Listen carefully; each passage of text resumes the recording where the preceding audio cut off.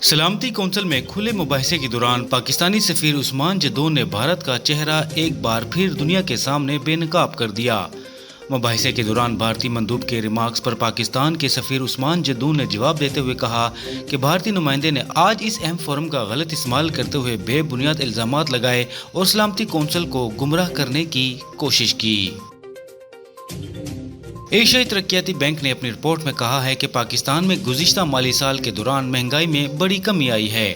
ایشیائی ترقی بینک نے جولائی کے لیے ایشین ڈیولپمنٹ آؤٹ لک رپورٹ جاری کر دی، جس میں کہا گیا ہے کہ امریکہ کی طرف سے ٹیرف میں اضافے کے باعث برآمدات میں کمی کا امکان ہے۔ رپورٹ میں کہا گیا ہے کہ عالمی تجارت میں غیر یقینی اور کمزور مقامی طلب سے بھی خطے کے ممالک کی شرح نمو متاثر ہوگی اور رواں سال خطے کی شرح نمو 4.7% رہنے کا امکان ہے۔ ترجمان گلگت بلتستان حکومت فیض اللہ فراق نے اپیل کی ہے کہ حالات معمول پر نہ آنے تک سیاح گلگت بلتستان کا سفر نہ کریں۔ انہوں نے کہا کہ گزشتہ روز بارش اور سیلاب سے گلگت بلتستان میں بہت نقصان ہوا ہے۔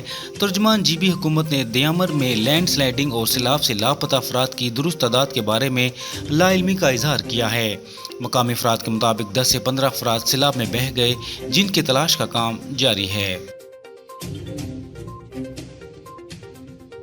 وزیر اعلیٰ خیبر پختونخوا علی امین گنڈاپور نے بانی P T I Imran Khan کی گرفتاری کو غیر آئینی اور غیر قانونی قرار دیتے ہوئے 5 اگست سے حقیقی آزادی کی تحریک شروع کرنے کا اعلان کیا ہے۔ علی امین گنڈاپور نے اپنے بیان میں کہا کہ بانی P T I Imran Khan کی غیر قانونی اور غیر آئینی گرفتاری اور سزا کو نہیں مانتے۔ سزائیں عوام کی رائے اور آئین پر حملہ ہے۔ اور وزیر اعلیٰ بلوچستان میر سرفراز بگٹی کا کہنا ہے کہ دہشت گرد 1 انچ زمین پر بھی دیر پا قبضہ نہیں کر سکتے۔ کوئٹہ میں 16ویں نیشنل ورکشاپ بلوچستان کی شروع سے ملاقات کے بعد گفتگو کرتے ہوئے سرفراز بگٹی نے کہا کہ بلوچستان کے مسائل کو سمجھنے کے لیے ماضی کی حقیقت جاننا ضروری ہے۔ بلوچستان سے متعلق دیگر علاقوں میں پایا جانے والا تصور حقیقت کے منافی ہے۔